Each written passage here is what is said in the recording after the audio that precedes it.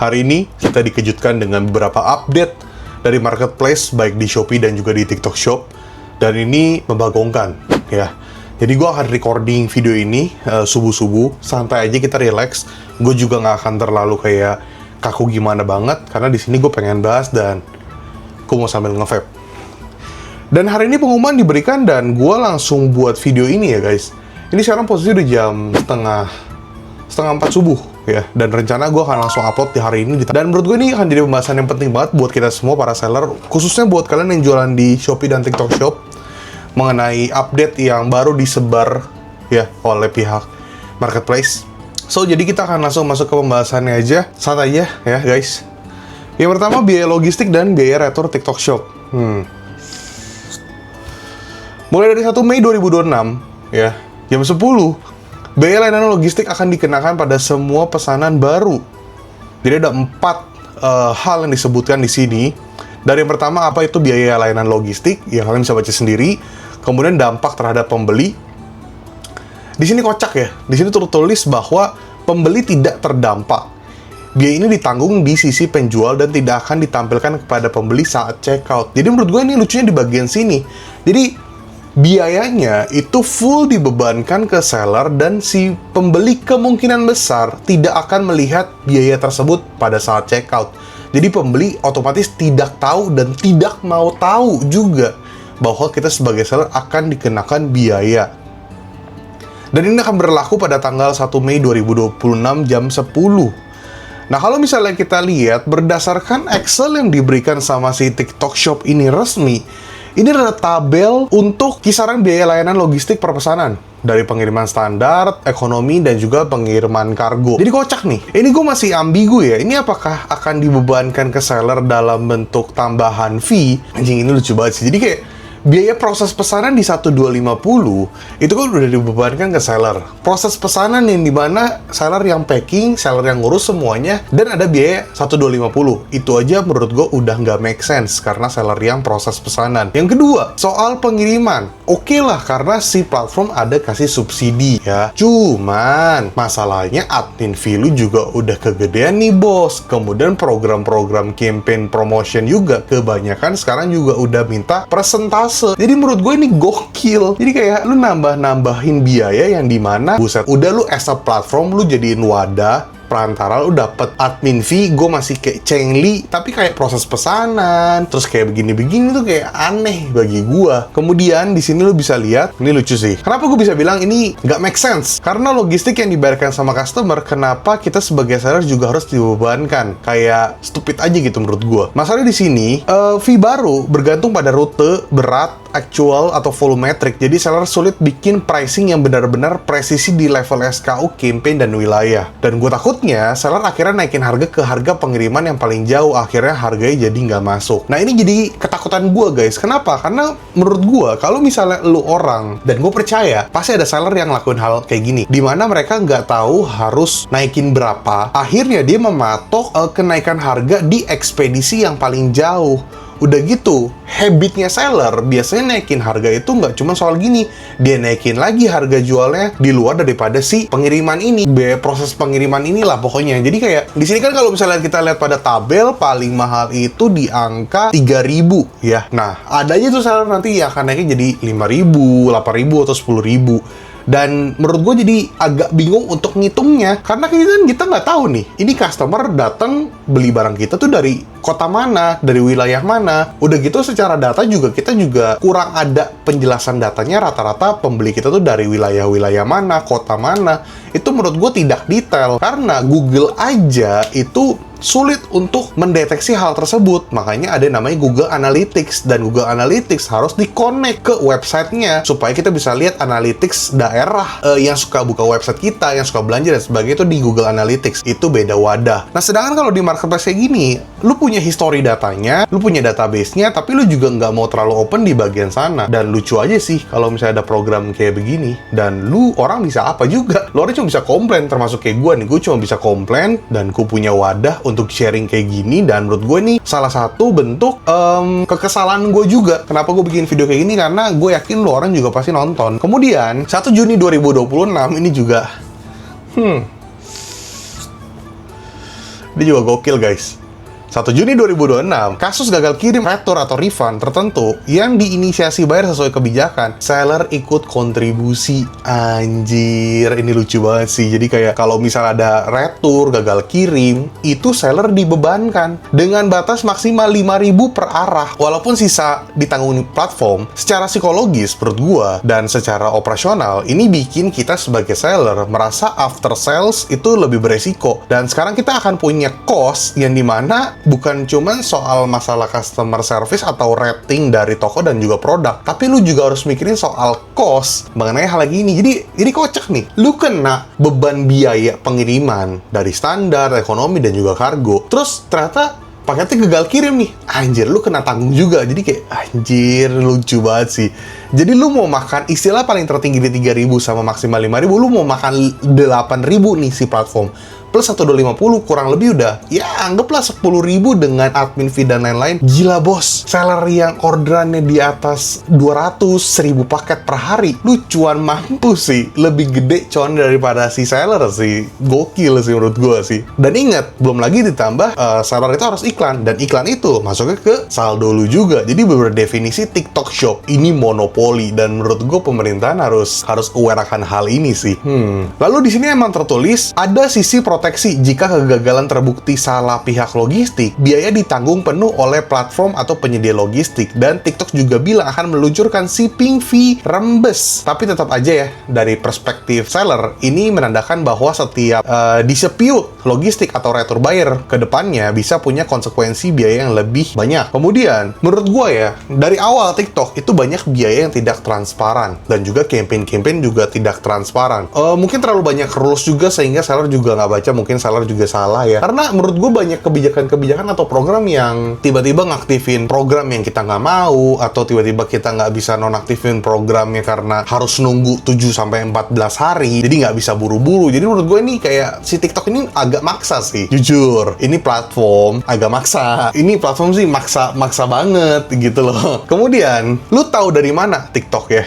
Lu tahu dari mana bahwa si pihak logistik yang ngelakuin gagal kirim? Kita sebagai seller juga nggak mungkin banget untuk ngecekin satu-satu pengiriman. Masa tiap hari lu harus ngecekin udah sampai mana nih barang, terus udah sampai belum, dan sebagainya. Belum lagi, market di Indonesia itu suka banget sama COD. Belum lagi kasus bom COD kemarin. Bukannya lu benerin kasus bom COD di platform lu malah nambah biaya begini. Jadi kayak gue pengen ketawa sih. Si TikTok sih gokil sih kalau bikin peraturan ya. Jadi menurut gue, again, ini menurut gue nih disclaimer, kebijakannya sih sangat-sangat stupid, ngerusak ekosistem. Kemudian dampak langsung adalah otomatis seller akan lebih selektif terhadap pemilihan SKU, pemilihan pengaturan margin, dan juga metode pengirimannya juga akan lebih selektif. Gue rasa akan banyak seller nanti yang akan mungkin mematikan beberapa ekspedisi yang dimana harusnya mereka bisa menjangkau lebih banyak market. Ini malah menjadi menghambat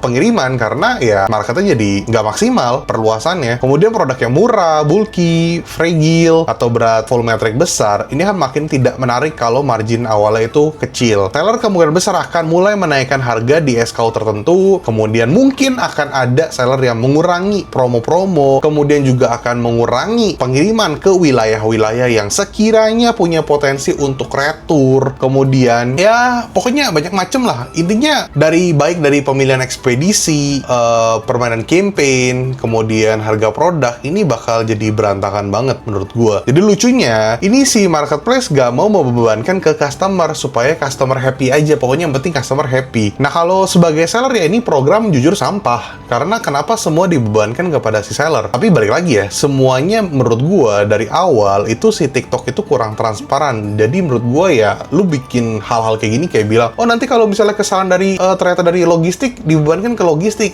Gua kasih tahu ya TikTok ya, lu tahu gak fakta di lapangan bahwa logistik aja itu kadang bisa ada oknum nggak mau kirim barang karena ya malas kirim aja gitu, atau nggak mau bawa barangnya karena udah overload. Terus kalau kayak gitu gimana? Mau disalahin ke logistik? Mana mau, ujung-ujungnya apa? Seller lagi yang nanggung. Dan lu gimana deteksinya, ya kan? Jadi menurut gue gokil sih ini. Nah jadi makanya kenapa sih gue bikin video kayak gini? Kenapa gue sampai terburu-buru di saat gue lagi kerja kayak gini? Gue sampai harus syuting, lepek, pokoknya gue pengen santai aja ya, karena menurut gue punya wadah untuk gue sharing, gue punya viewers, gue punya subscribers, dan gue pengen sharing ke kalian juga supaya kalian juga tahu bahwa ini platform mulai ngada-ngada menurut gue ya. Ini kayak harus, gue bingung ya. Jadi kayak Gojek, Grab gitu ya. Itu bisa demo gitu loh. Gue rasa mereka tahu kayaknya seller sih nggak mungkin demo gitu. Kayaknya kita juga males gitu loh demo. Jadi menurut gue ini kayak apa mereka terlalu semena-mena gitu. Dan kadang gue juga bingung kayak mitra-mitra yang jualan di GrabFood, GoFood, pokoknya yang food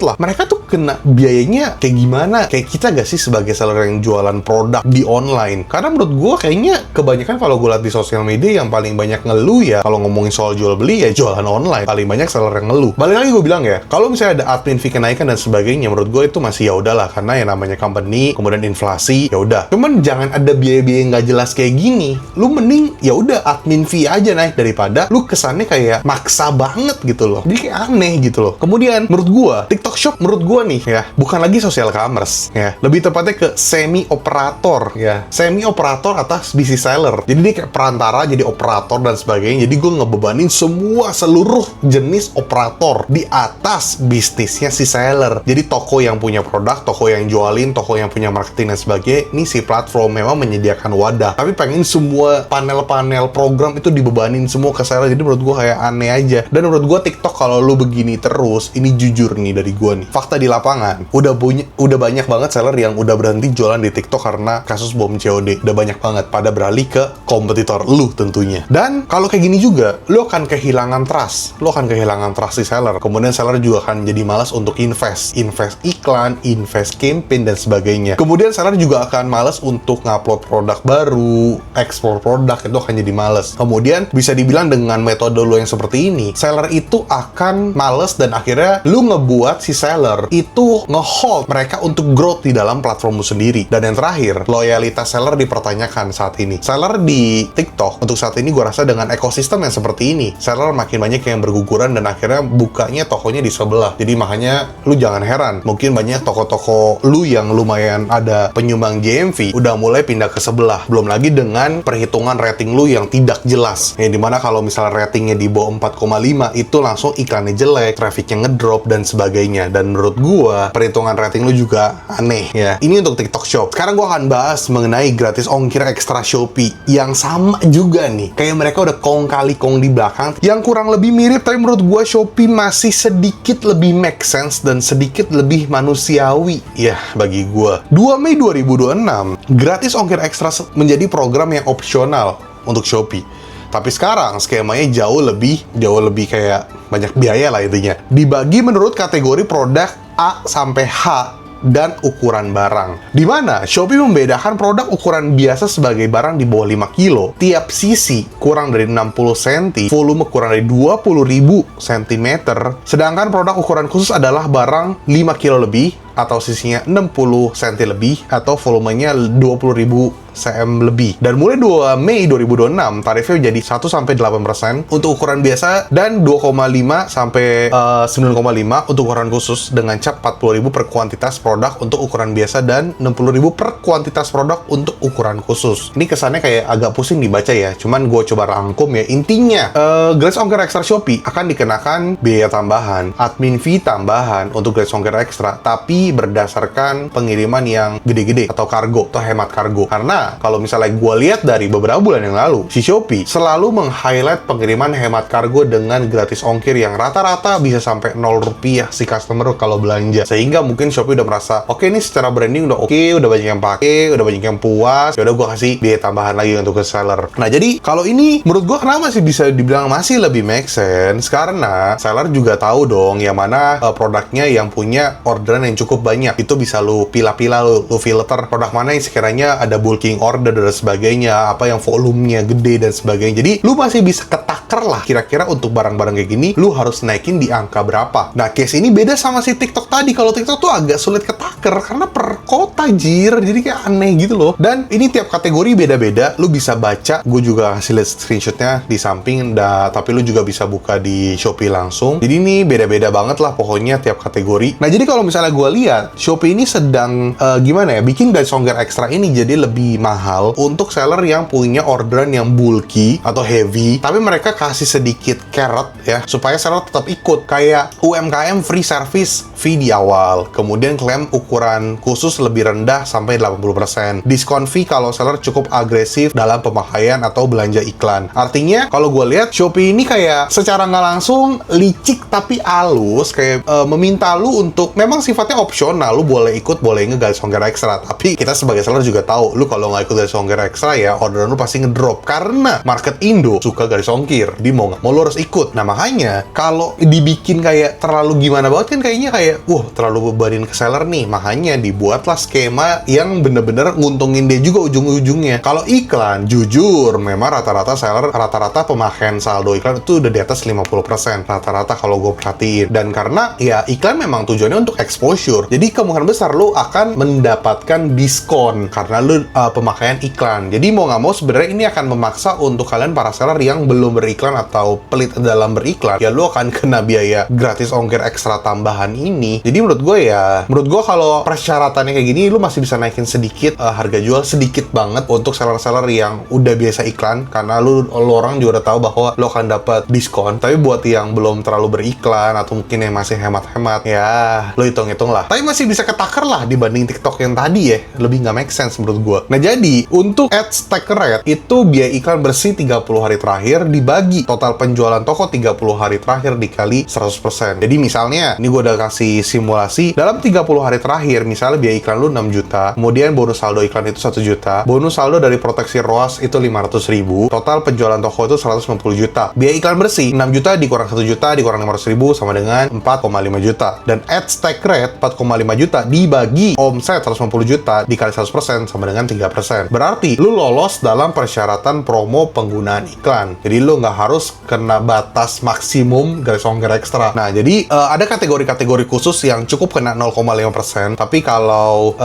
lebih dari 50% penjualan toko berasal dari kategori handphone, tablet, desktop, laptop, monitor, logam mulia, atau perhiasan berharga. Jadi buat kalian semua yang seller bukan jualan kategori ini ya, lu baca lagi, lu kenanya di angka berapa persen untuk kategori toko lu. Nah ini kan kalau misalnya kayak kategori B, normal ukuran kena di 2%, kalau promo penggunaan iklan 1,5%, terus normal ukuran khusus di 3,5%, promo penggunaan iklan di 3%. Jadi kurang lebih lu masih bisa menghemat kurang lebih 0,5 ya sampai 0, ya anggaplah 0,5% lu berhemat kalau misalnya lu menggunakan iklan. Jadi menurut gue ya intinya masih bisa ketakar lah kalau Shopee ya. Menurut gue masih agak lebih make sense. Nah, jujur ya, ini dari gue nih. Gue ini netral ya guys. Jadi meskipun kalian terlihatnya kayak gue lebih cenderung ke sini, gue lebih sering pembahasannya yang platform ini. Ya kita sebut aja gue lebih sering bahasnya platform Shopee karena menurut gue Shopee lebih sustain, lebih manusiawi. Walaupun kadang suka kasih kebijakan yang ngada-ngada juga. Cuma menurut gue masih lebih mending lah dibandingkan si sebelah. Karena sebelah menurut gue terlalu monopoli banget. Nah, jadi menurut gue Shopee lebih make sense kalau kasih program. Setidaknya ini dibedakan berdasarkan kategori, jadi lebih clear menurut gue. Kemudian, penggunaan iklan juga bisa lebih menghemat garis ongkir ekstra. Cuma, jadi menurut gue Shopee sedang mengubah gratis ongkir, skema garis ongkir, dari alat promosi jadi alat monetisasi plus alat behavior control. Karena sekarang bukan cuma ikut gratis ongkir atau enggak. Sekarang, seller itu didorong harus masuk ke logika di mana produk lu harus tahu nih, lu kategorinya apa kebanyakan yang paling jualan. Kemudian barang lu ukurannya kebanyakan si customer belinya apa nih? Standar kah? Apa hemat kargo? Jadi masuk ke ukuran khusus. Kemudian margin lu sanggup gak untuk nanggung fee? Nah, kemudian kalau lu pengen fee-nya lebih rendah, ya lu harus mendorong diri lu sendiri as a seller untuk beriklan. Menurut gua kalau iklan, rata-rata seller sih sudah beriklan. Jadi harusnya sih kemungkinan besar lo akan dapat diskon, kemungkinan besar. Cuman balik lagi, tiap seller beda-beda. Jadi menurut gua ya, yang tadi gua bilang, kalau Shopee ya licik-licik tapi masih halus lah. Kalau TikTok tuh sangat licik gitu menurut gue. Kemudian Shopee secara halus kasih rekomendasi kamu untuk ikut sistem monetisasi yang ujung-ujungnya untuk mereka juga. Kemudian Shopee akan kasih keringanan. Ngerti gak sih? Jadi kayak Shopee itu kasih program yang sebenarnya membebankan lu sebagai seller, tapi dia kasih keringanan. Tapi keringanannya ini untuk dia juga ujung-ujungnya gitu. Jadi kayak, ini definisi kayak juga liang gitu loh. Lu kalau main game Samurai Warrior atau mungkin lu baca dinasti-dinasti gitu, itu kayak juga liang Simai gitu loh, atau mungkin ya pokoknya yang ahli strategik gitu loh. Jadi licik-licik tapi halus, tapi Gimana gitu guys? Jadi kalau gue asumsikan seperti Shopee kayak jualan opsi, kalau TikTok Shop pemindahan beban tambahan. Nah jadi kayak kalau Shopee kayak seakan-akan jualan opsi tapi ujungnya menguntungkan mereka juga, tapi kayak kasih lu opsi gitu. Nah kalau TikTok bener-bener kayak gue punya biaya nih, gue pindahin ke lu, kayak blak-blakan nih buat lu nih, kayak gitu, kayak blak-blakan banget gitu. Kayak gue punya dua anak ini punya dua karakter yang berbeda. Cuma kalau gue pribadi untuk saat ini ya, dari all program yang disediakan sama marketplace, kemudian dari make sense-nya, algoritmanya, jujur, gue lebih cenderung ke Shopee. TikTok, menurut gue cukup nggak fair, dan banyak nggak fair ya menurut gue. Tapi gue nggak tahu ya, dari sudut pandang affiliate gimana. Cuma menurut gue, as a seller, TikTok itu banyak nggak fairnya. Cuman ya, nggak dipungkiri bahwa traffic yang dimiliki sama si TikTok as a social media memang legit. Jadi untuk naikin orderan banyak di TikTok tetap akan legit. Tapi kalau cari sustain, jangka panjang, yang long term, gue tetap akan pilih Shopee. Dan kalau misalnya boleh pilih, untuk platform yang akan gue fokuskan, lebih banyak waktu gue spending, otomatis gue akan pilih Shopee. Dalam artian, TikTok tidak akan gue tinggalkan. TikTok tetap akan gue lanjutin. Kenapa? Karena ya TikTok adalah wadah platform yang bisa dijadikan wadah untuk kita dapetin orderan juga. Nggak dipungkiri. Cuman kalau boleh gue spending waktu terbesar gue akan ke Shopee. Jadi mungkin 60 banding 40 atau 70 banding 30. 70-nya Shopee, 30% TikTok. Ya kalau mau jalan 50-50 juga silakan. Tapi effortnya harus sama-sama maksimal. Tergantung kalian punya tim kayak gimana. Jadi memang betul ya, kalian sebagai seller tinggal naik harga sebenarnya. Oh ada kejadian kayak gini tinggal naik harga. Cuman kadang kita kesel ya. Jadi kayak udah keadaan lagi begini, lagi perang di mana-mana, kemudian juga harga pokok penjualan lagi pada naik secara material, lu kagak lihat sikon gitu loh. Jadi kadang mungkin yang ngebuat seller kesel itu lu nggak lihat sikon, lu baru naik, lu naik lagi. Kalau lu lihat dong, ini keadaan tuh lagi kayak begini loh. Jangan lu terlalu maruk gitu loh. Jangan sampai ujung-ujungnya lu kehilangan banyak seller dan akhirnya lu sebagai company juga collapse. Jadi menurut gue jangan terlalu maruk juga sih as a platform ya.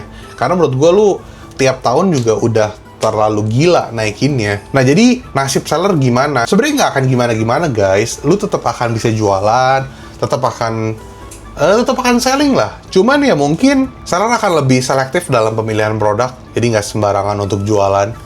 Kemudian juga mungkin akan lebih banyak seller-seller yang memberanikan diri untuk ngebuat produk sendiri atau mungkin membeli produk dengan grosiran sehingga bisa dapat HPP lebih murah. Kemudian seller secara psikologi harusnya dipaksa untuk lo harus berani untuk beriklan karena iklan balik lagi tujuannya untuk exposure dan kebetulan si platform juga memberikan reward untuk kalian yang beriklan. Cuman kan sampai hari ini juga masih banyak yang belum berani beriklan, apalagi banyak seller yang beriklan juga nggak salah-salahan. Kemudian untuk seller-seller yang menjual produk yang bulking order yang heavy, mungkin akan lebih pusing ya. Cuman ya kalian masih bisa tracking lah kalau di Shopee. Kemudian seller yang punya produk sendiri, punya brand sendiri, ya lu harus makin getol marketingnya biar orang nggak peduli lagi dengan harga, tapi memang cari dan butuh produk lu.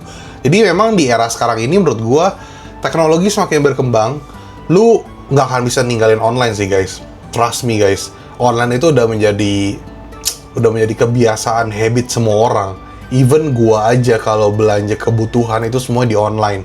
Jadi online itu nggak akan mati dan akan terus growth. Cuma sellernya yang harus smart, harus pintar. Kebijakan yang dikeluarkan sama marketplace memang kadang nggak make sense dan nggak logis. Cuma balik lagi, kita numpang. Lu mau bilang lu mau bikin website sendiri, it's not easy guys. Lu bikin website sendiri juga lu butuh budget yang luar biasa. Belum lagi, lu jangan sembarangan untuk beli domain. Domain itu kan gampang ke-hack kalau yang murahan. Dan belum lagi lu untuk pancing traffic ke website lu, itu juga butuh effort. Jadi menurut gua, lu as a seller, kayak gua nih, gue bisa mengutarakan, gue bisa curhat, gue bisa sharing ke kalian, bisa jadi penyemangat kalian juga. Cuman ya balik lagi, kalau misalnya pemerintahan lirik mungkin akan lebih apa ya, lebih nggak semena-mena marketplace. Cuman menurut gua khususnya TikTok ya, jangan sampai sellernya banyak yang hilang. Itu gua kasih tahu aja sih. Oke guys, thank you so much udah nonton video ini. Ini ngobrol biasa aja, gue juga santai banget kan ngobrolnya. Good luck buat kalian semua. Jangan lupa untuk nonton video-video terbaru dari channel YouTube Rio Gandhi. Kemarin gue juga ada upload video baru dan itu menurut gue seru banget. Dan gue masih ada 2 video yang seru banget untuk kalian tonton. Dan mohon maaf ya, dari kemarin gue agak jarang upload konten karena lumayan lagi sibuk banget. Jadi silahkan ditonton karena banyak video yang menarik akan kalian nonton nantinya. Dan jangan lupa untuk teman-teman di sini yang pengen beli digital course gue bisa ke link di samping. Dan juga untuk teman-teman semua di sini yang tokonya pengen gue handle, tokonya gue manage, iklan yang gue urus, gue buatin marketing campaign, mungkin ada bedah toko secara offline, online, atau mungkin ya everything tentang toko lu lah. Itu bisa hubungi ke nomor di samping. Nomor tersebut hanya untuk kebutuhan jasa gue saja dan jangan ditelepon. Dan kalau misalnya di chat lo orang belum dibales, di chat lagi aja, jangan marah-marah, santai aja karena Rio Gandhi nggak akan kemana-mana. Dan Rio Gandhi, peace out.